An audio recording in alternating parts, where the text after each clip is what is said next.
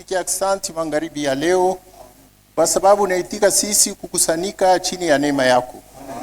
Mungu wetu, tunakusanyika juu ya wewe Mungu wetu. Neno lako linasema fasi takusanyika wawili au watatu juu yako utakuwa hapo. Tunaamini ndani ya imani yetu asimo katikati yetu. Tunaanza kusoma neno lako juu ya kuweza kuitangaza. Kisha kuitangaza Baba, tutakuomba na imani kufuatana neno lako kusudi utubariki utupatie. Mungu wetu, tunakuhitaji katikati yetu. Ujifunule kwetu, usaidie kila mtu mwili na mkiroho wakati anafika pa ifuashi. Tunayua mahitaji yetu na mahitaji ya kanisa mzima. Utusaidie kila mtu apate jibu katika jina la Yesu Kristo tunakuomba. Amen. Amen. Tunasalimia kanisa mjina la Bwana Yesu Kristo. Amen. Saluons l'église au nom de Jésus-Christ. Amen. Tutasimama juu ya kusoma neno la Mungu. Nous allons nous tenir debout pour lire la parole de Dieu.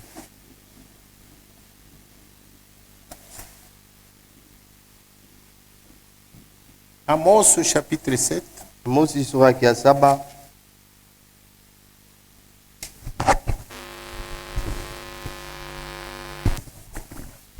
Verset 10 à 16.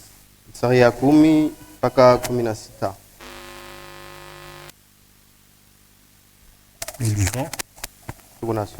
Alors Amathias, prêtre de Bethel, fit dire à Jéroboam, roi d'Israël. Sasa Amatia ule padri wa Kubeteli anamuonesha Jeroboamu mfalme wa Israeli. Amos conspire contre toi au milieu de la maison d'Israël. Amos yeko na tabiri mambo mabaya katikati ya nyumba ya Israeli. Les pays ne peut supporter toutes ces paroles. Na nchi mzima haiwezi kuvumilia maneno haya. Bwana Mungu abariki masauti. Amen. Que Dieu bénisse la lecture de cette parole. Amen. Tunaweza kuikala. Nous pouvons nous asseoir. Tunaendelea na kusoma. Nous continuons à lire. Car voici ce que dit Amos. Sasa tazama kile Amos yeko nasema. Jéroboam mourra par l'épée. Jeroboam atakufa kupitia mpanga. Et Israël sera amené captif loin de son pays. Na Israeli atachukuliwa kama mfungwa nje ya nchi yake. Et Amathias dit à Amos. Na Amatia akamonesha Amosi. Homme en vision, va-t'en fuir dans les pays de Juda. We mtu wa maonyo, toka hapa na ukimbie mu nchi ya Yuda. Mange-y ton pain et là tu prophétiseras. Wende kakule mkate yako kule na kule utatabiri. Mais ne continue pas à prophétiser à Bethel. Kwa lakini ushendelee kutabiri huko ku Bethel. Car c'est un sanctuaire du roi, c'est une maison royale. Kwa lakini ni hekalu ya mfalme na ni nyumba ya kifalme. Amos répondit à Amathias. Amosi akamjibu Amatia. Je ne suis ni prophète ni fils de prophète. Shina wala nabii wala mwana wa nabii. Mais je suis berger et je cultive des sycomores. Kwa lakini niko mchungaji na niko narima michi ya mkuyu. L'Éternel m'a pris derrière les troupeaux et l'Éternel m'a dit. Kwa milele alinichukua kumkongo ya kundi na kunionesha. Va prophétise à mon peuple d'Israël. Wende katabirie taifa yangu Israeli. Écoute maintenant la parole de l'Éternel, toi qui dis, ne prophétise pas contre Israël. Hivi wewe ukunasema nishipate kutabiri juu ya Israeli, shikia vile wa milele ananionesha. Et ne parle pas contre la maison d'Isaac. Na ukunanionesha nishipate kusema bibaya juu ya nyumba ya Isaka. Bwana Mungu abariki tena masauti. Amen. Que Dieu bénisse ces paroles. Amen. Nous lisons aussi dans Matthieu chapitre 23. Tasoma pia mu Mathayo sura ya 23.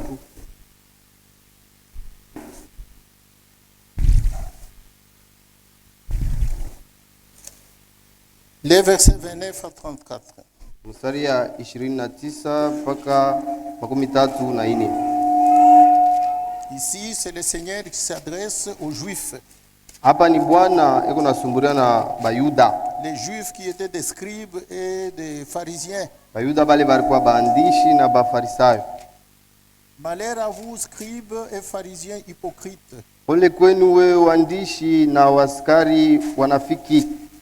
Parce que vous baptisez les tombeaux des prophètes. Juu mukuna jenga makaburi ya banabii. Et vous ornez le sépulcre des justes. Na mukuna penta ile makaburi ya benye yake. et que vous dites, si nous avions vécu du temps de nos pères, Na Mungu nasema kama tuliishi mu wakati ya baba zetu, nous ne nous serions pas joints à eux pour répandre le sang des prophètes. hatukupashi kuungana nabo njuu ya kumwanga damu ya manabii. Vous témoignez ainsi contre vous-même Mungu nashuhudia hivi njuu yenu mwe que benyewe. vous êtes les fils de ceux qui ont tué les prophètes. Mungu nashuhudia hivi ya kusema muku bana ya bale bariua banabii. Comblez donc la mesure de vos pères. Hivi mupate kujaza ile kipimo ya baba yenu, Serpents, race de vipères, mweye nyoka na kizazi kya nyoka. comment échapperez-vous au châtiment de la Bible? Je, munezi kuepusha kuile mapigo ya Gehenna?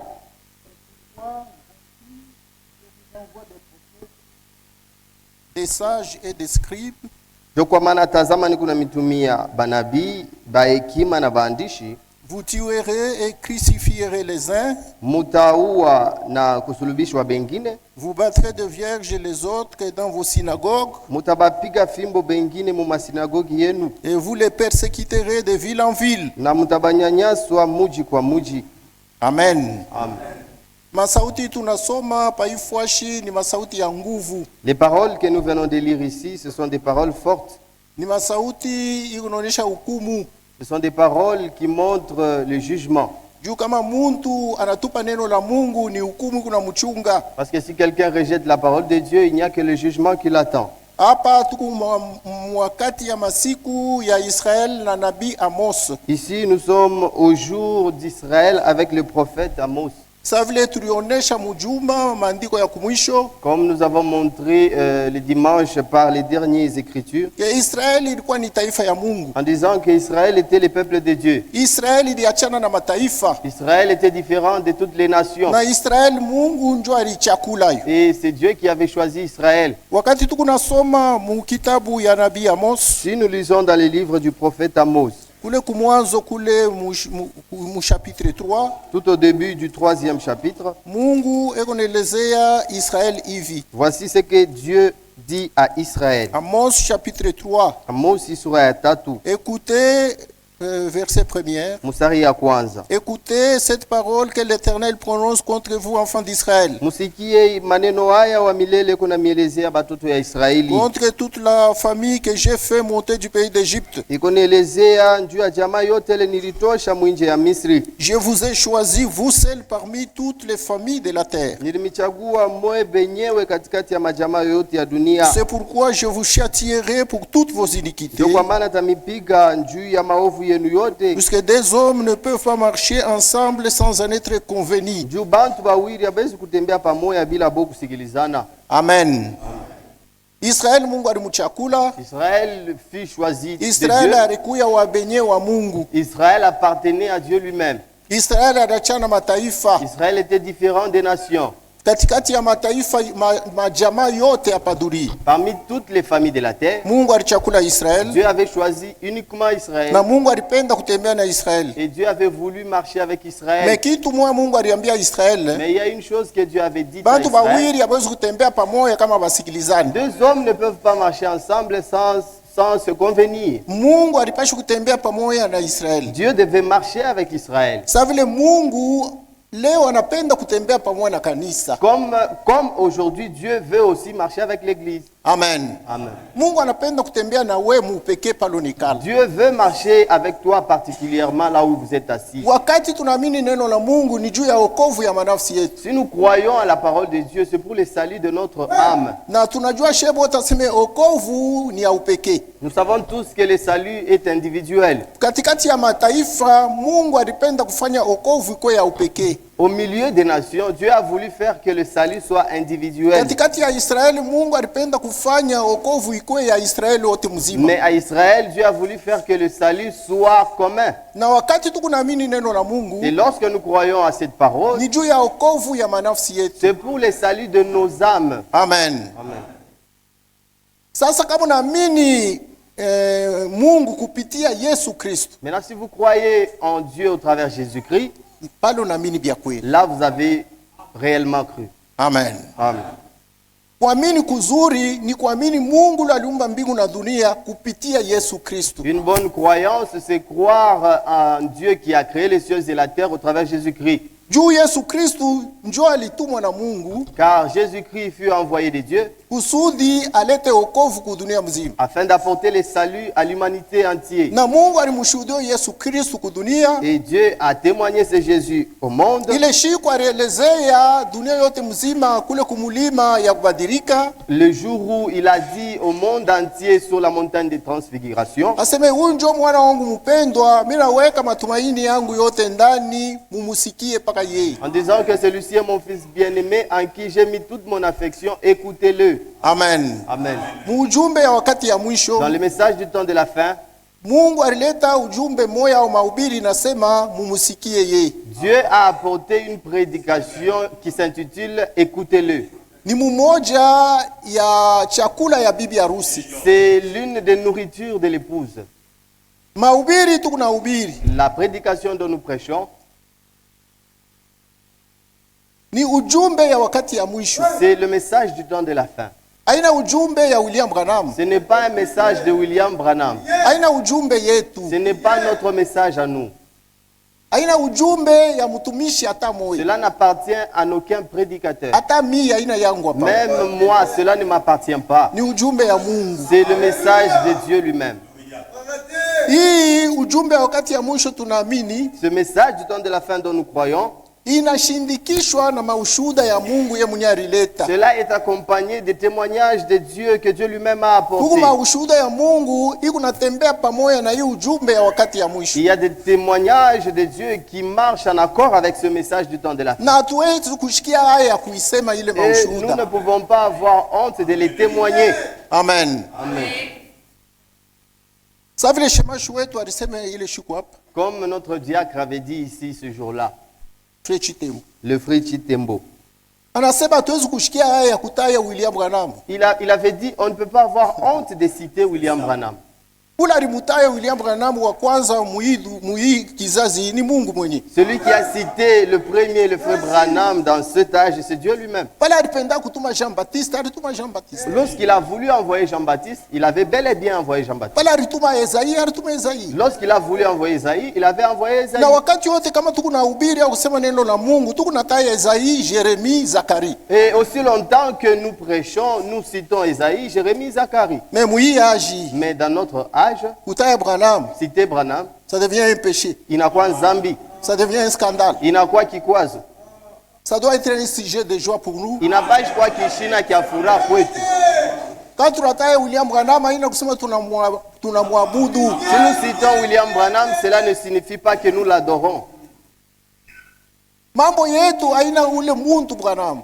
Notre affaire, ce n'est pas cet homme-là, Branham. Mambo yetu Notre affaire, ni zawadi ile Mungu anaweka ndani ya ule muntu c'est Branham. le don dont Dieu a posé à l'intérieur de cet homme-là. Amen. Amen. Jua ile tuko nayo mafaa. C'est à quoi nous avons besoin. Mtumishi wote wa Mungu ule Mungu atatuma. Tout serviteur de Dieu que Dieu enverra, Hatuna mambo na ule muntu mtumishi nous anashimama. n'avons pas besoin de cet homme-là qui est debout. Tuko mambo na zawadi ile Mungu anaweka ndani ya ule Nous mtu. avons besoin du don que Dieu a placé à l'intérieur de cet homme. Tuko mafaa ya ile kazi Mungu anafanya kupitia zawadi ndani ya ule mtu. Nous nécessitons l'œuvre dont Dieu est en train d'accomplir au travers de cet homme-là. Amen. Amen. Mumashiku ya Jean-Baptiste, Au jour de Jean-Baptiste, Biblia ilishuhudia hivi mu Jean chapitre 1. voici ce que la Bible avait témoigné dans Yohana sura yake ya kwanza. Jean chapitre 1, Yohana sura yake ya kwanza, verset 6. mstari ya sita. Il y a un homme envoyé de Dieu, son nom était Jean-Baptiste. Kulikuwa mtu mmoja ule Mungu alituma, jina yake likuya Yohana. Il vint pour servir de témoin pour un témoignage à la lumière, Alikuya njoo kwa mushuda na ashuhudie ile nuru. afin que tous crissent par lui. Bote baamini kupitia ye. Il n'était pas la lumière, Ashikukuye nuru. mais il parut pour un témoignage à la lumière. Walakini alionekana njoo ya kushuhudia nuru. Cette lumière était la véritable lumière, Ile nuru ilikuwa nuru ya bya kwetu. qui en venant dans le monde puisse éclairer tout homme. Wakati ilipashi kufika mudunia ni njuu ya ngaze bantu bote. Kulikuya mtu mmoja alitumwa na Mungu, jina yake ni Jean-Baptiste. Il y eut un homme envoyé de Dieu, son nom était Jean. alikuya kushuhudia Il vient pour servir de témoignage, yulu ya neno la Mungu. témoigner la parole de Dieu. Ile ilipaswa kutimizwa mwile wakati. La parole qui devait s'accomplir en ces Il temps-là. vint pour servir de témoin, Alikuya njuu akuwe mushuda pour rendre témoignage à la lumière. na njuu ashuhudie nuru. Nuru ni Bwana wetu Yesu Kristo. La lumière, c'est notre Seigneur Jésus-Christ. Nuru ni ile neno ilifanikana mutu. La lumière, c'est la parole qui s'est faite chair. Na ule aliingisha ile butumishi ndani ya dunia ni Jean-Baptiste. Et celui qui a fait entrer ce ministère-là dans le monde, c'est Jean-Baptiste. Yeye ndio alipresente kudunia mwile wakati. C'est celui-là qui a présenté ce ministère devant le monde. Yeye ndio alielezea bantu bote aseme tazama mkondo ya Mungu lanondoa zambi ya dunia yote mzima. Celui qui a annoncé à tout le monde entier en disant voici l'agneau de Dieu qui ôte les péchés du monde. Ndio bali balikuya pale banaanza kumfuata Yesu. C'est alors ceux-là qui étaient là ont commencé à suivre Jésus. Mais maandiko nasema Mais les Écritures disent bantu balipasha kuamini Mungu kupitia ye. les gens devaient croire au travers lui. Kwa sababu ye alikuwa mshuhuda, alipasha kuhubiri neno la Mungu. Parce que lui, il était un témoin, il devait prêcher la parole de Dieu. Biblia nasema ye ashukua nuru. La Bible dit qu'il n'était pas à la lumière, Alikuya kushuhudia nuru. mais il a paru pour rendre témoignage à la Njo lumière. vile na William Branham leo eko. C'est comme ça, de la même manière que William Branham aujourd'hui. Aina ye njo Mungu. Ce n'est pas lui Dieu. Aina ye njo Kristo. Il n'est pas Christ. Aina ye njo neno. Il n'est pas la parole. Ye ni mshuhuda tu. Il est seulement un témoin. Anakuwa kushuhudia nuru ya wakati. Il vient témoigner la lumière du temps. Kupitia butumishi yake shebote tunaamini ujumbe wa wakati ya Au mwisho. travers son ministère, nous tous nous avons cru au message du temps de la fin. Njo tunasema Voilà pourquoi nous disons, mambo yetu haina muntu. notre problème, ce n'est pas l'homme. Mambo yetu ni kuachanisha muntu na zawadi ile Mungu yako natupika ndani ya muntu. Notre affaire, c'est séparer l'homme et les dons que Dieu a mis en lui. Amen. Amen. Wakati Yesu Kristo alikutanishana na ule mwanamke Msamaria, Lorsque Jésus s'était rencontré avec la femme samaritaine, alimwelezea kitu moja ya mafa. il lui avait dit une chose très importante. Jean chapitre 4. Yohana sura ya 4.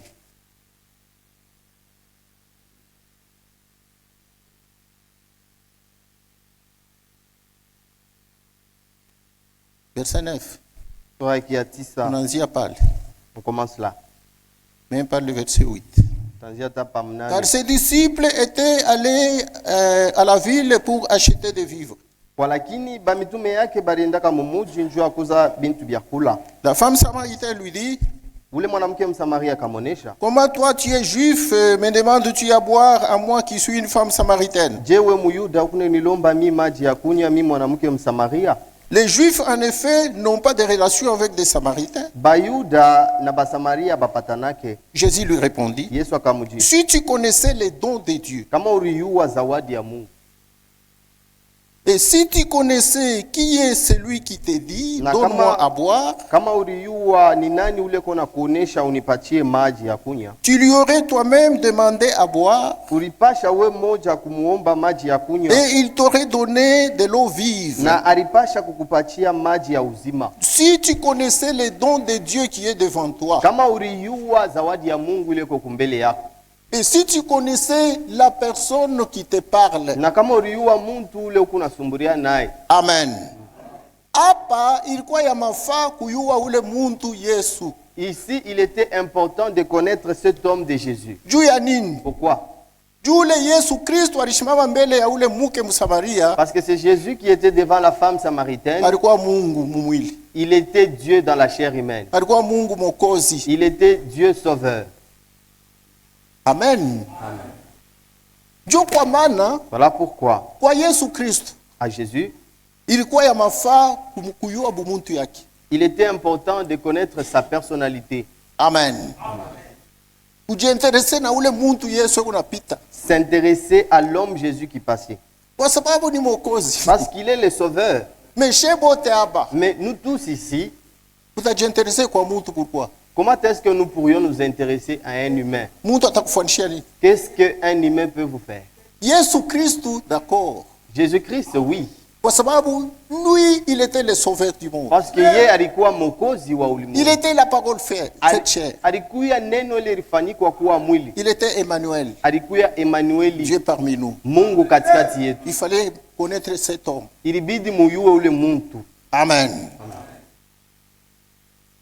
Si tu connaissais les dons de Dieu, Kama uliyua zawadi ya Mungu, c'est ça qui est très important. njoo ya maana ile. Na mwi wakati ya mwisho hii, Même dans ces derniers temps, neema ile tunapata shei la grâce que nous avons reçue, ni ya kuvumbula seme Mungu anatuma zawadi moja kukanisa, c'est de découvrir le don que Dieu a envoyé à l'église. na ile zawadi ni ule nabii Mungu alilaka. Et ce don-là, c'est le prophète que Dieu avait promis. Mungu anamutuma kufuatana na malako ya mubiblia Dieu lui a envoyé selon les promesses bibliques juu ya maana yake ye, à Son cause, but. pour son but, juu ya baraka kukanisa, pour les bénédictions de l'église, juu ya kurudisha kanisa ya mwisho muimani ya vya kweli. pour retourner l'église dans la vraie foi. Amen. Amen. Ndio kwa maana tuko na ubiri Voilà pourquoi nous prêchons.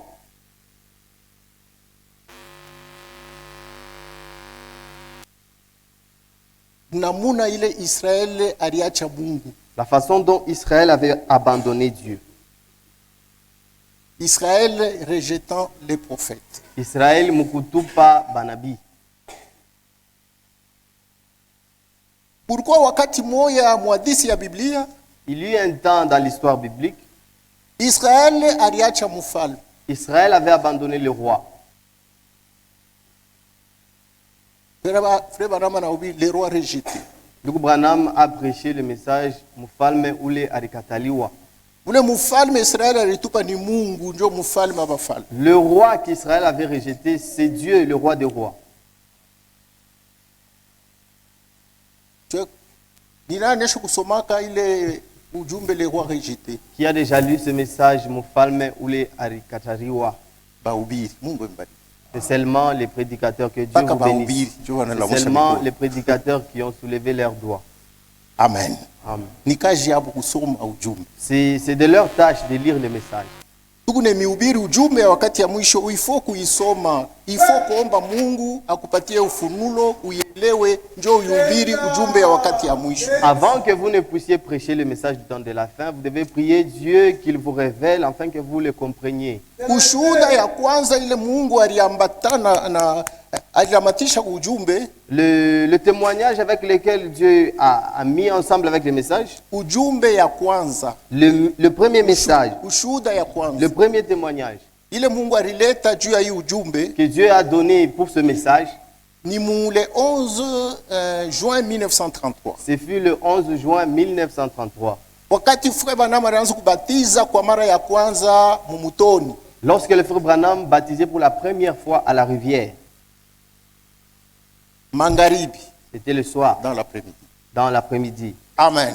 Amen. Saa ya 14h Aux environs de 14 heures, ndio malaika alishuka. c'est alors que l'ange était descendu.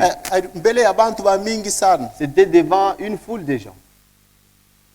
au moins devant 4000 personnes. Parikuya maelfu ine ya bantu. Ndio alianza kubatiza mara ya kwanza muntu mumai mujina la Bwana wetu Yesu Kristo. Ce fut sa première fois qu'il baptisait les gens dans l'eau au nom de notre Seigneur Jésus-Christ. Anabatiza muntu wa kwanza, wa pili, kufika pa muntu wa 17. Il a baptisé la première, la deuxième, jusqu'à la 17e personne. Malaika anashuka, L'ange est descendu. anatoka kumbinguni.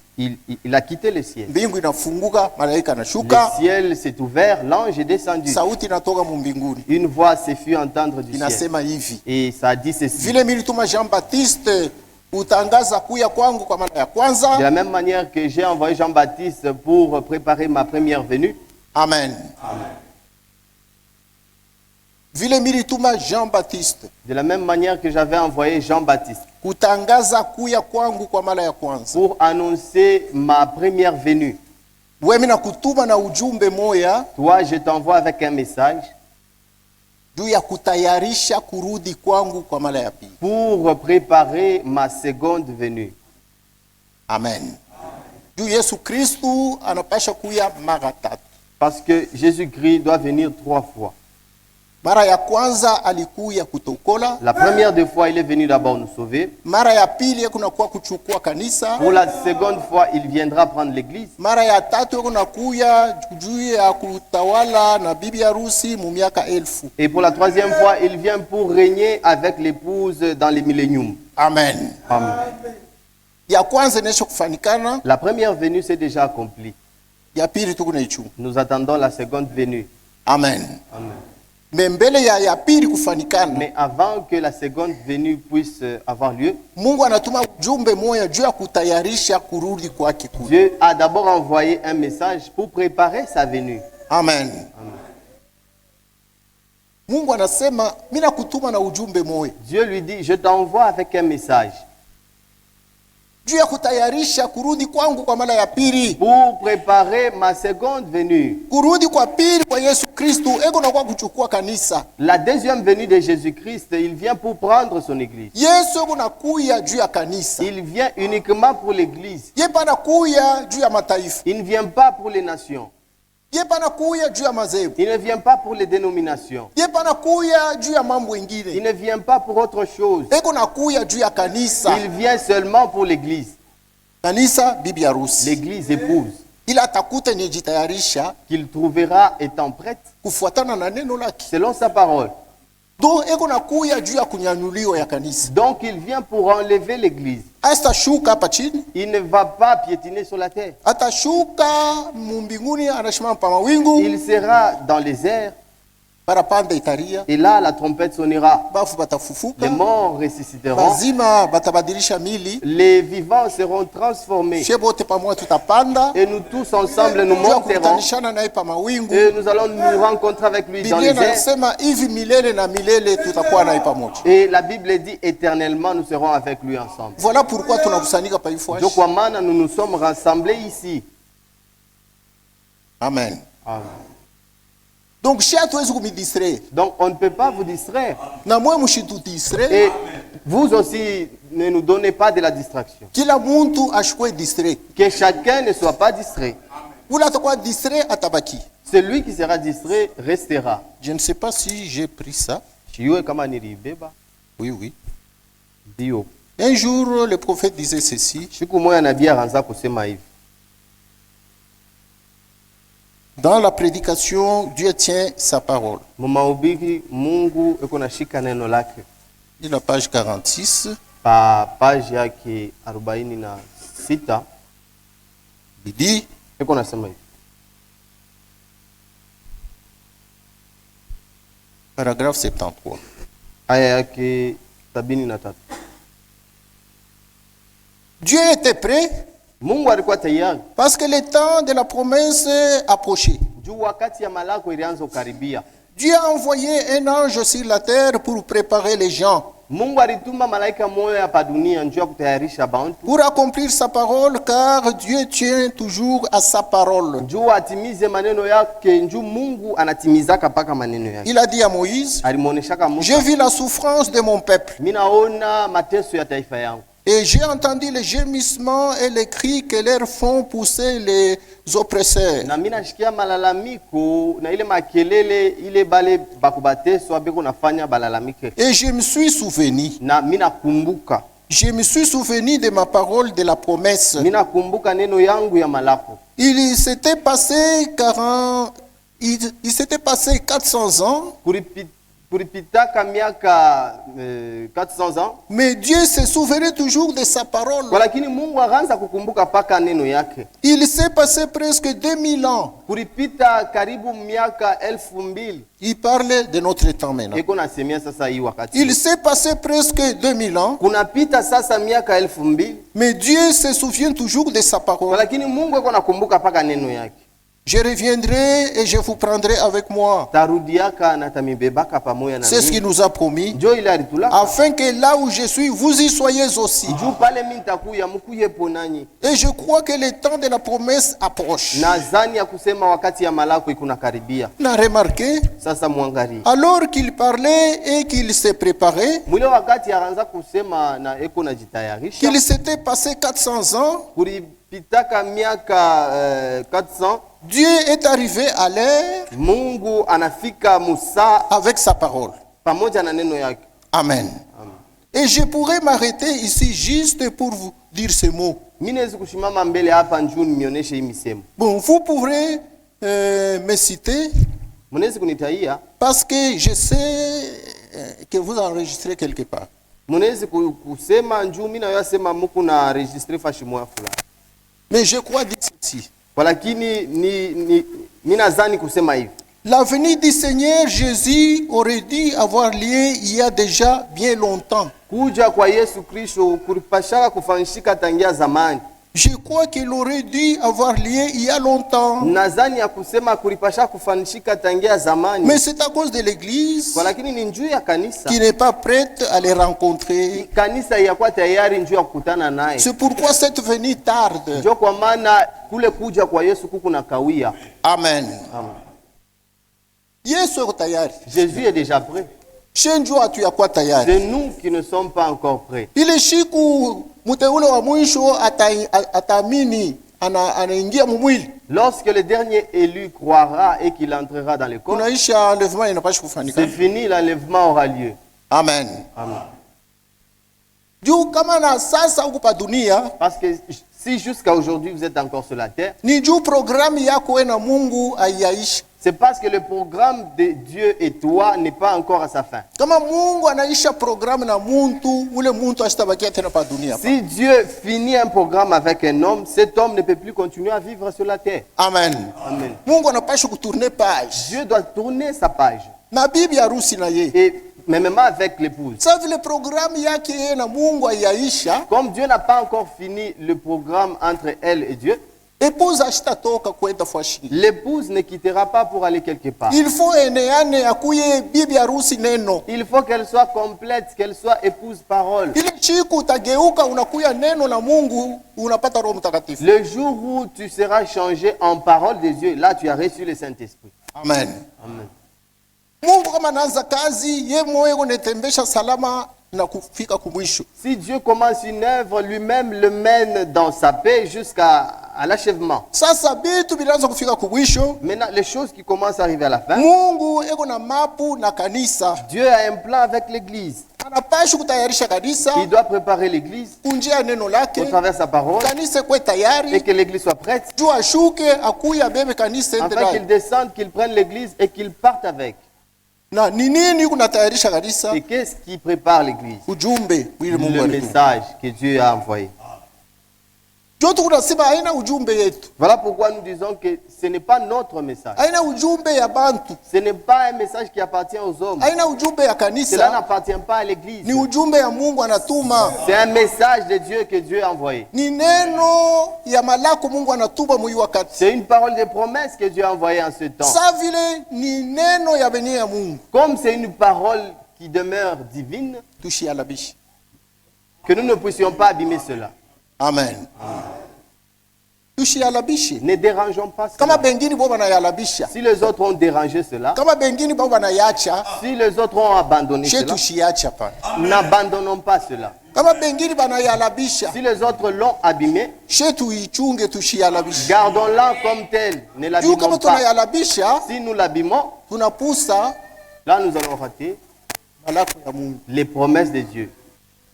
Kama Mungu anakulaka kitu, ifo netembea mzuri upokele kitu. Si Dieu vous promet quelque chose, vous devez marcher correctement afin de recevoir cette chose-là. Juu ya nini tunasema tushialabishe? Pourquoi nous disons que nous ne devons pas abîmer la parole de Juu Dieu? ba mingi banaishi kuyalabisha Parce deja. que beaucoup ont déjà dérangé cette parole. Leo haina tena ujumbe hapana. Aujourd'hui, ce n'est plus un message. Inaishakuwa vitu vingine.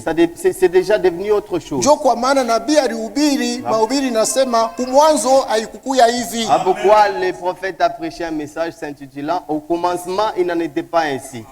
Pale Mungu alileta ujumbe. Lorsque Dieu avait envoyé ce message, Ujumbe inetuletea ufunulo ce message nous avait apporté la révélation. ya kumuyua Mungu abya kweli La révélation de connaître le vrai Dieu na kuyua njira yake. et de connaître son nom. Inetufunulia aseme Cela nous a révélé que Mungu abya kweli jina yake ni Bwana wetu Yesu le Kristo. vrai Dieu, son nom c'est Jésus-Christ.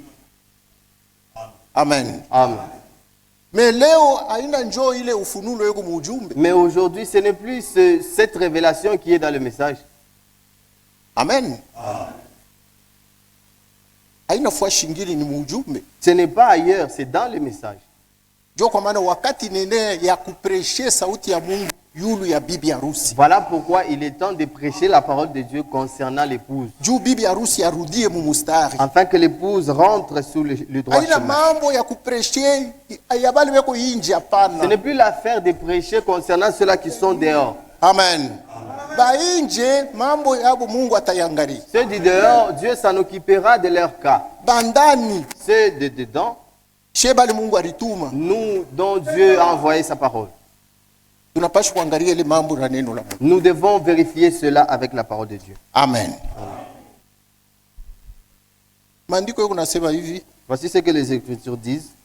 1 Corinthiens Wa Korinto wa kwanza.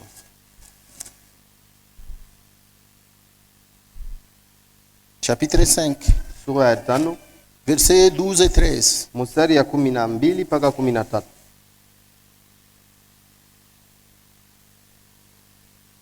Commençons même par le verset 9. Tuanzie mstari ya 9. Je vous ai écrit dans ma lettre de ne pas avoir des relations avec les impudiques, Nilimiandikia mubarua yangu ya kusema mushikwe na upatano pamoja na bantu bachafu. non pas d'une manière absolue avec les impudiques de ce monde, Hapana maupatano kamili pamoja na bazinifu ba hii dunia. ou avec les cupides, les ravisseurs, Wala pamoja na bantu bakupenda mfranga na bantu banyanganyi. ou avec les idolâtres. Wala na babudu sanamu. Autrement, il vous faudrait sortir du monde. Japo pale inabidi mutoke sasa mudunia. Maintenant, ce que je vous ai écrit, Sasa hii binu namiandikia. c'est de ne pas avoir des relations avec quelqu'un qui se nomme frère, Ni mushikwe na upatano pamoja na muntu ule eko na jita nduku qui est impudique ou cupide, na eko musharati wala wakupenda makuta ou idolâtre, wala mwabudu sanamu ou outragé, wala wakufanya bitu ou bibaya ivrogne, wala mulevi ou ravisseur, wala munyanganyi. de ne pas même manger avec un tel homme. Mushikula hata na muntu wa vile.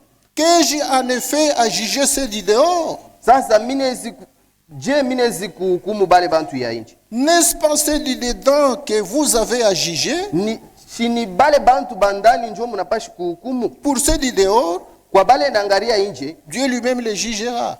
Mungu ye mwenyewe atabahukumu. Mais pour toi, Kwa lakini kwako Dieu te dit, ôte les méchants du milieu de vous. Mungu akona kuonesha tosha muntu mchafu katikati yako. Amen. Amen. Nous n'avons pas seulement à prêcher les dénominations. Hatuna hapa njuu ya kubiri paka madhehebu. Nous n'avons pas seulement à crier sur les dénominationnels. Kazi yetu haina paka kwanza kulalamika yule ya madhehebu. Ceux du dehors, Aba bantu ya inji. Dieu lui-même est en train de s'en occuper. Mungu ye mwenyewe kona angaria ile mambo. Nous nous occupons de ceux du dedans. Shi tukuna angaria mambo ya bale beko deja ndani. Amen. Amen. Kwa sababu Mungu aliambia Israeli aseme, Parce que Dieu avait dit à Israël en disant, juu unaweza kufanya unaangalia paka nje bubaya bunesho kukuingilia we ndani ya nyumba yako. tu peux être là à regarder seulement ceux du dehors, mais tu ne te rends pas compte qu'il y a le mal qui est déjà entré chez Basi toi. angalia nyumba ya voisin inapita fisi. Tu es là, tu regardes la maison du voisin qui est fissurée. Unashikia mambo ilipita mu assemblée fulani. Tu as entendu le problème qui s'est passé dans telle assemblée. Kwa assemblée fulani moto na waka. Dans une telle assemblée, le feu s'est enflammé là. O nyumba ile ya fulani itaanguka tu. Oh, la maison de tel frère va s'écrouler. Pale unasema itaanguka yako kuje. Lorsque tu dis que la maison de tel va s'écrouler, comment est ta maison maintenant? Unacho kufanya tour ya nyumba yako unaangalia yule hakuna fisi. As-tu déjà fait le tour de ta maison et tu as vu qu'il n'y a aucune fissure? Amen. Frère Barlier alianza kuprêcher ile kitu ça. Le frère Barlier prêchait tant sur ces choses. Et j'aimais beaucoup ça. Nani ranza kupenda sana. Anasema kama kuku tremblement de terre quelque part. Anasema s'il y a un tremblement de terre fashimwa fulani. Hapana pa kutoka kwa voisin fisiri inafanikana. Ne soyez pas prêts d'aller regarder chez les voisins comment est-ce que sa maison Kwa est ule voisin fissurée. mwingine malate inatoka. Non, chez l'autre voisin, sa maison a été détolée. Est-ce qu'on est kupata taa ya kuverifie yako nyumba biote bineneana? Est-ce que tu as eu le temps de contrôler ta maison si tout est au complet? Amen. Amen. Frère Barlier alianza kuprêcher ile kitu ça. Le frère Barlier prêchait tant sur ces choses. Et j'aimais beaucoup ça. Nani ranza kupenda sana. Amen. ya mafani kuverifie mbele na kwako kama biote biku complet. L'important c'est de vérifier chez soi si tu es au complet. Donc nous n'avons pas seulement à parler ceux du dehors. Donc hatuna na kazi ya kwanza kusema mpaka bantu ya nje. Puisque la Bible dit examinez-vous vous-même pour savoir si vous êtes dans la foi ou pas. Juu Biblia kunasema mujichunguze mbele mwe benye njuu muyue kama mko ndani ya imani wala hapana. Neno hii Mungu alitutumia shei. La parole de Dieu, c'est Dieu qui nous l'a envoyé. Shenjo bibi harusi. C'est nous l'épouse. Shenjo tunapashi kujitayarisha. C'est nous qui devons se préparer. Bale ba mudunia ina yabo. Ceux du dehors, cela ne leur appartient pas. Atuyena kujua kama batayaminiaka kama Nous ne batayaminiaka. savons pas s'ils croiront à cela ou pas. Chez tunaishi kuamini tu kusira seme shenjo ba convaincu puis concerné. Nous avons cru et nous sommes sûrs que imambo tunayakikisha ni kweli na inatuangalia. Njo vile Mungu alitembea na Israeli. C'est de cette manière que Dieu a marché avec Israël. Mungu anaanza kutuma banabii juu ya Israeli. Dieu a envoyé des prophètes pour Israël. Mungu ashaanza kutuma banabii juu ya mataifa pa. Dieu ne peut envoyer des prophètes pour les nations. Njo kwa maana Voilà pourquoi Israeli alikuwa wa Mungu. Israël appartenait à Dieu. Sasa vile ilikuwa ni mali ya Mungu. Comme il était la propriété de Dieu, Mungu alimfanya Israeli anakuwa muriti. Dieu a fait que Israël soit héritier. Muriti abambembeleshaki hapana. Un héritier, on ne peut pas les dorloter. Muriti banamufundishaka. Un héritier, on l'éduque. Amen. Njo kwa maana Yesu aliacha mwalimu wa kanisa. Voilà pourquoi Jésus avait laissé l'enseignant de l'église. Juu ya kumfanya kanisa akwe muriti. Pour qu'il puisse faire de l'église une héritière. Amen. Amen. Nabii kunasema Et le prophète dit, mafundisho inapaswa kuwa ya mafaa sana kwa kanisa. la doctrine doit être très importante à l'église. Sabe shemashi wetu anakusema lishiku. Comme notre diacre disait ce jour-là. Alisema kintu ya mafaa. Il avait dit des choses très importantes. Unasoma prédication les 7 âges de l'église. Nous lisons mahubiri mabizazi saba ya kanisa. C'est la page 3. Page ya 3.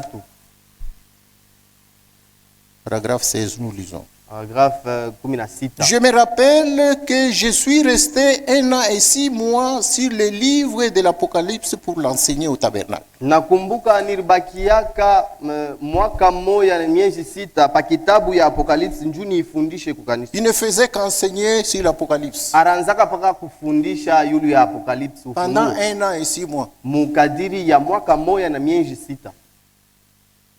Si c'est toi, tu vas te fatiguer, tu vas sortir. Tu vas dire, cette prédication. Si nous continuons avec ça, nous allons vomir maintenant. C'est tellement la même prédication, pourquoi? 1 an et 6 mois. L'église était là en train d'être enseignée. Je me rappelle que je suis resté 1 an et 6 mois sur le livre de l'Apocalypse ici au tabernacle.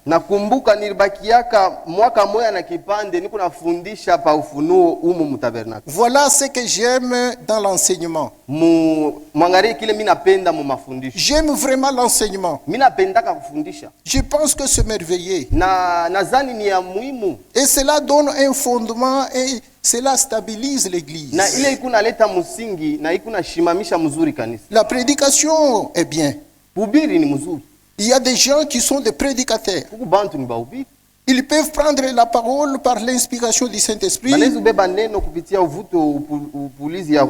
la brandir là à des endroits. Faire cela, c'est arroser seulement les semences que l'enseignant a semées. Voyez-vous? Eh bien, il vous faut premièrement planter une semence là-dedans. Et ensuite l'arroser. Et l'arrosage vient par la prédication de la parole. Il y a une grande et une large différence entre l'enseignant et le prédicateur. Voyez-vous, ce sont des choses différentes. Des dons de l'esprit différents. Ni mambo mbili ya kuachana, mazawadi ya roho ya kuachana. Tout à fait des dons différents. Ni mazawadi mbili ya kuachana. Et je dis ceci avec humilité. Na niko nasema hivi na unyenyekevu wote. Mais moi, Branham, Lakini mie Branham, je n'ai ni l'un ni l'autre. mimi sina wala ule kona fundisha wala ule kona ubiri. Amen. Amen. Il dit ici, j'en parle avec humilité. Anasema hapa niko nasema na unyenyekevu wote. Les hommes de Dieu doivent être humbles. Batumishi ya Mungu banapashi kwa bapole batulivu. Quand frère Branham dit que je ne suis ni l'un ni l'autre. Wakati ndugu Branham ko nasema kusema mimi sina wala mwalimu wala mubiri.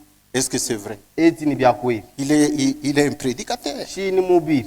Amen. Amen. Il nous a enseigné beaucoup de choses. Anatufundisha bya mingi sana.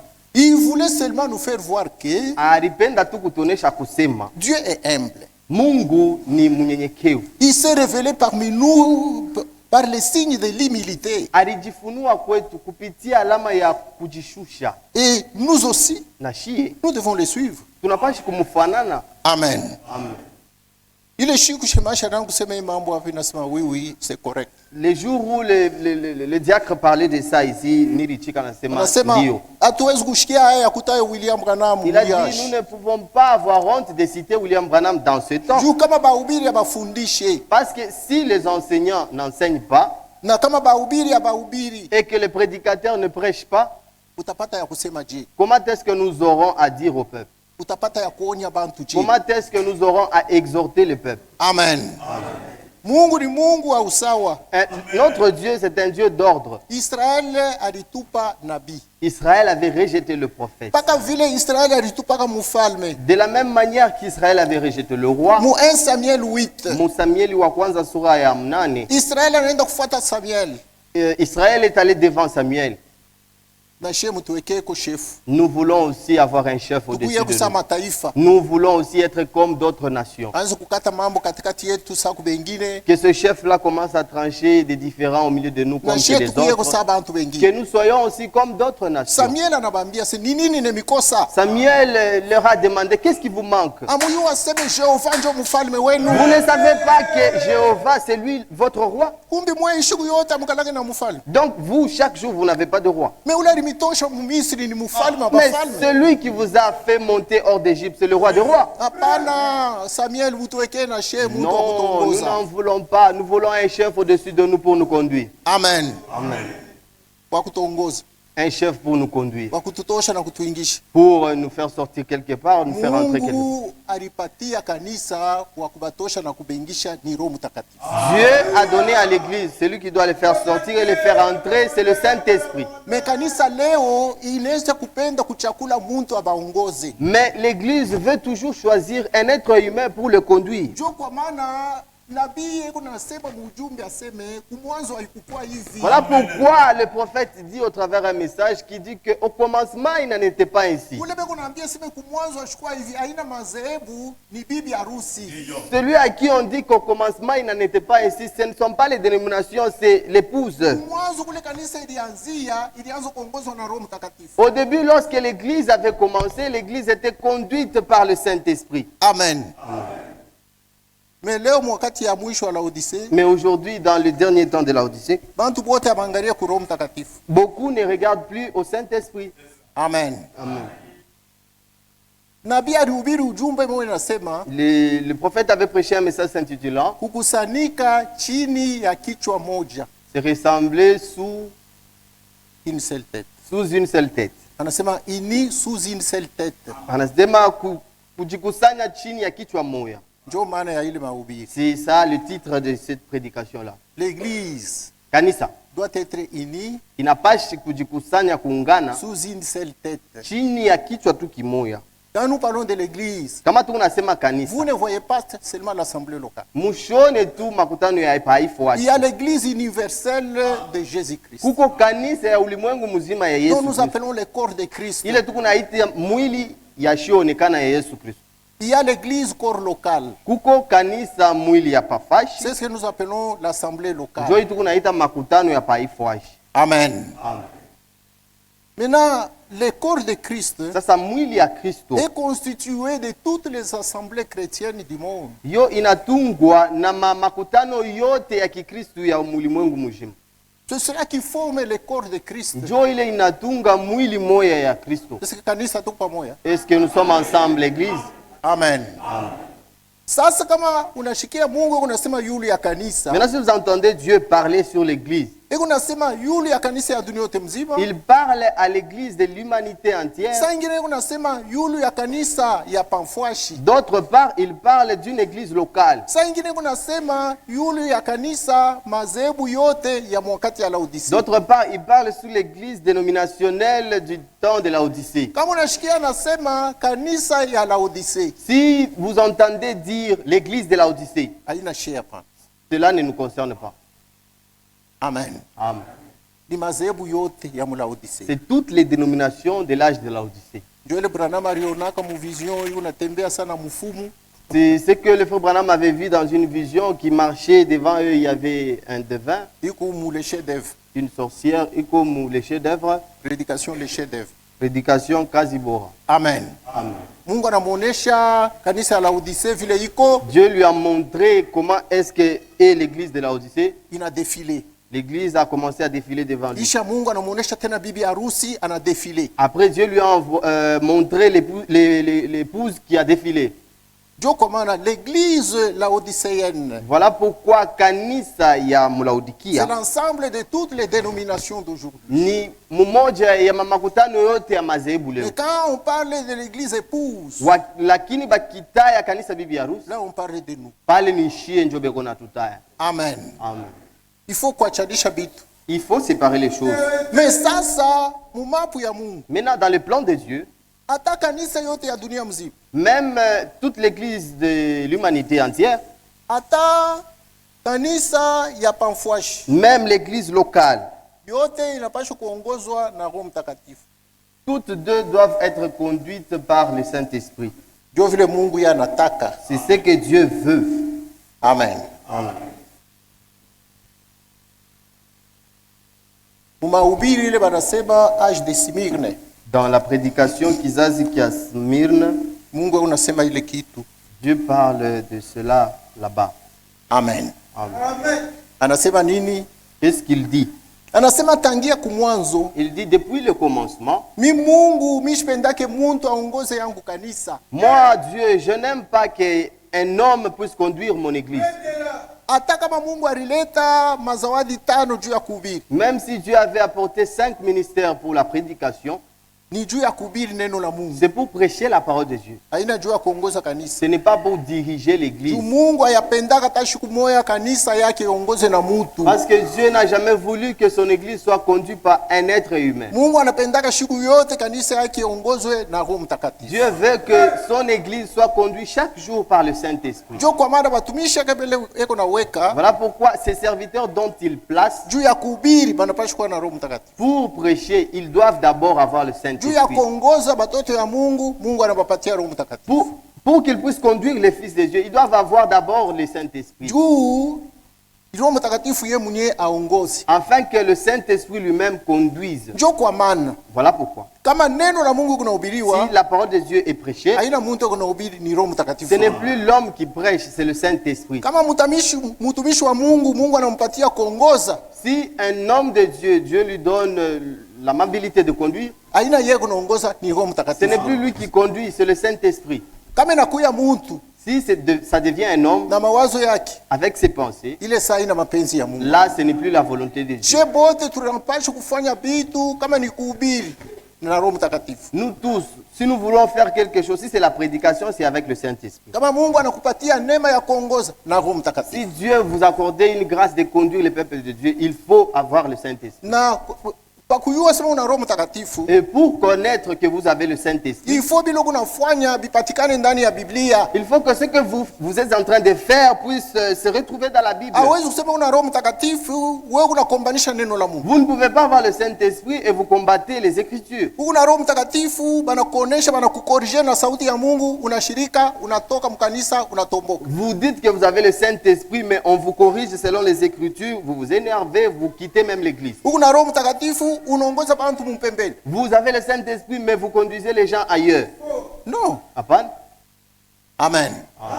Bakwanza bale beko na Roho Mtakatifu Les premiers, ceux-là qui ont le Saint-Esprit, vile tunayu selon ce que nous connaissons, ni sheba ubi.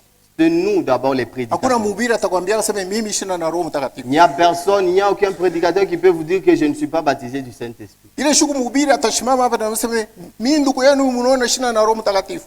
Si un jour un prédicateur s'est tenu ici et vous dites que moi, que vous voyez, je n'ai pas le Saint-Esprit, Watamutoshaka kushe. on va l'enlever de la chair. Juu Parce que pasho Roho Mtakatifu Yesu ashukua chaka ba mitume yake bende bakahubiri bila mbele kupata Roho Mtakatifu. Parce que Jésus n'avait jamais laissé ses disciples aller prêcher sans avoir reçu le Saint-Esprit. Na kama unasema huu mhubiri sherti kuna Roho Mtakatifu. Si vous dites que vous êtes prédicateur, donc vous avez le Saint-Esprit. Na kuku matunda ya Roho Mtakatifu inapaswa kushindikisha. Et les fruits du Saint-Esprit doivent vous accompagner. Na kuku mazawadi ya Roho Mtakatifu inapaswa Et kushindikisha. même les œuvres du Saint-Esprit doivent aussi vous accompagner. Juu kama muntu anaingia mwili ya Yesu Kristo na kiumbe kipya, Parce que si une personne est en Christ, il est devenu une nouvelle créature. eko naingia mwili ya Yesu Kristo kunjia ya Roho Mtakatifu. Il entre dans le corps de Christ au travers le Saint-Esprit. Mule ndani ya mwili anakutanisha mazawadi Là-dedans, il va y trouver les dons banampatia qu'on va lui donner. ile tamwene Les dons qui vont lui suffire. kupitia ile zawadi Au travers de ces dons-là, ndio anaanza kutumika mwili ya Yesu Kristo. par là, il commence maintenant à œuvrer dans le corps de Christ. Nje ya zawadi Mungu asitatumika. En dehors du don, comment est-ce que Dieu peut travailler? Mungu anatumikaka paka kupitia zawadi yake. Dieu na travaille toujours au travers un don. Amen. Amen. Sasa kama huku kumimbali Maintenant, si vous êtes ici à la chair, ifo unaonesha sema huku na Roho Mtakatifu. vous devez montrer réellement que vous êtes baptisé du Unajua Saint-Esprit. unapaswa kujidefendre. C'est toi qui dois te défendre. Unapaswa kudefendre yako vie. Tu dois défendre ta vie. Unapaswa kudefendre yako conduite. Tu dois défendre ta conduite. Unapaswa kudefendre butumishi yako. Tu dois défendre ton ministère. Unapaswa kudefendre témoignage yako. Shua ndio unasema kumhubiri je le Saint-Esprit. Tu dois défendre ton témoignage, ton honneur. C'est toi qui dis que tu as le Saint-Esprit. Et un homme appelé de Dieu Muntu Mungu arita. à qui Dieu a donné un don pour prêcher. Yule Mungu alimpatia zawadi njoo ya kuhubiri. Il doit prêcher la parole Anapashi kuhubiri sauti ya Mungu. et il doit savoir mieux prêcher la parole. Na anapashi kuyua kuhubiri sauti ya Mungu muzuri. Puisque c'est que les dons de Dieu sont parfaits. Juu mazawadi ya Mungu inakalaka kamilifu ya kueneana. Mungu ashiletaki mhubiri wa kipande. Dieu n'apporte pas des prédicateurs à demi-portion. Mungu analetaka mhubiri wa kueneana. Dieu apporte des prédicateurs complets. Mungu ekalaki na kanisa ya kipande. Dieu n'a pas une demi-église. Mungu analetaka kanisa ya Dieu kueneana. donne toujours une église complète. Amen. Amen. Jo kwa maana Voilà pourquoi bachungaji ya makanisa ya pamfuashi les pasteurs des églises locales, ushimchukie tu bure. vous ne pouvez pas les haïr en vain comme ça. Kama naona sema ahubiri sauti ya Mungu, S'ils voient que toi, tu ne prêches pas la parole de Dieu, atakwambia sema mon cher, tu ne prêches pas là-bas. il te dira, mon frère, austahubiri. Tu ne prêches pas. Ahubiri sauti ya Mungu. Anta bashike kitu. Les gens ne comprennent rien. Mimi mwenyewe nilikala pale shishikie kitu. Moi-même, en t'entendant, je n'ai rien compris. Amen. Ujidefendre. Tu dois te défendre. Kama réellement uliprêcher sauti ya Mungu ujidefendre. Si réellement tu avais prêché la parole de Dieu, tu dois te défendre. Kama kuiprêcher utayua tu wewe mwenyewe aseme mishubiri. Si tu n'avais pas prêché, toi-même au-dedans de toi, tu sauras que je n'ai pas prêché la Maintenant quand parole. les peuples de Dieu se réunissent comme ça hivi wanashimama pa ifuashi. Sasa wakati taifa ya Mungu inajikusanya comme ici, Abakuwa kushikia mambo yetu. ils ne sont pas venus écouter nos affaires. à Banakuwa nous. kuomba Mungu na kushikia sauti ya Mungu ibasaidie. Ils sont venus prier et écouter la parole de Dieu sur l'assemblée. Amen. Amen. Ndio kwa maana tunapaswa kujua kazi tu kunafanya. Voilà pourquoi nous devons connaître ce que nous faisons. Kama huku mtoto wa Mungu mwanamke ukuye wa bya kweli mtoto wa Mungu mwanamke. Si vous êtes une fille de Dieu, soyez réellement une fille de Dieu. Ou bien huku mtoto wa Mungu mwanamke ou bien hauna mtoto wa Mungu mwanamke. Soit tu es une fille de Dieu, soit tu n'es pas une fille de Dieu. Ou bien huku mtoto wa Mungu mwanaume ou bien hauna Soit tu es fils de Dieu, soit tu ne l'es pas. ou bien huku mhubiri ou bien una mhubiri. Soit tu n'es pas prédicateur, ou soit tu ne l'es pas. Kama huku mhubiri fanya vitu vya mhubiri. Si tu es prédicateur, fais les choses que les prédicateurs doivent faire. Mhubiri Un yeye ndio wa prédicateur, kwanza kulofaa kanisa. il est le premier à s'absenter à Na l'église. pabule tu. Même sans rien avoir, sans rien faire. Kama anapenda nini? S'il veut, il va à l'église. Kama shipende ashiteni. S'il ne veut pas, il ne va pas à l'église. 2 semaines après, Après 2 semaines, ba peuple banono na shimama una ba ubi. le peuple te voit et tu viens, tu commences à les prêcher. Ça n'existe pas dans les corps. Non, bien vu la bikala qui est comme mwili. D'abord, kama unazalika mara ya pili unakuwa kipande ya neno. Premièrement, si vous êtes d'abord né de nouveau, vous devenez une partie de la parole. Ba ile fashi neno iko ndio pale wewe unapaswa kupatikana pale. Partout où se trouvera la parole, c'est là où toi aussi tu seras. Amen. Amen. Dua ina paka kaji aseme mchungaji yeye ndio anapaswa kuyako, mchungaji anapaswa kuwa mfano. Mhubiri wote yeye ndio modèle. Ce n'est pas dire que c'est le pasteur qui doit toujours être là, qui doit être le modèle. Tout serviteur doit être aussi modèle. Amen. Amen. Juu ya nini? Juu sauti ya Mungu inapaswa kutangazwa. Pour que la parole de Dieu soit prêchée, Bantu baokolewe. que les gens soient sauvés, Bantu batubu. que les gens se répandent, Bantu bakamilishwe. que les gens puissent être perfectionnés. Sauti ya Mungu inapaswa kuhubiriwa. Et la parole de Dieu doit être prêchée. Voilà pourquoi Mungu kia kwanza ni sauti yake. Voilà pourquoi à Dieu, ce qui est primordial, c'est sa parole. Sauti yake kutokea kumbinguni. S'il envoie sa parole du ciel, iko nafikia mbele batumishi yake banabii. Cela vient premièrement à ses serviteurs, le prophète. Anaenda na kukanisa. Et le prophète va avec cela devant sauti ya Mungu ihubiriwe muupano yote kukanisa. Afin que la parole de Dieu soit prêchée en totalité à l'église. Sasa Mungu anatuma mtumishi wake na neno. Maintenant, Dieu envoie avec son prophète avec la parole. Amos anafika. Amos vient. Israël anakatala. Et Israël refuse cela. C'est pourquoi ni kintu kibaya sana kile Israël. C'est une très mauvaise chose que Israël avait de refuser les prophètes. Ya kumkatala nabii.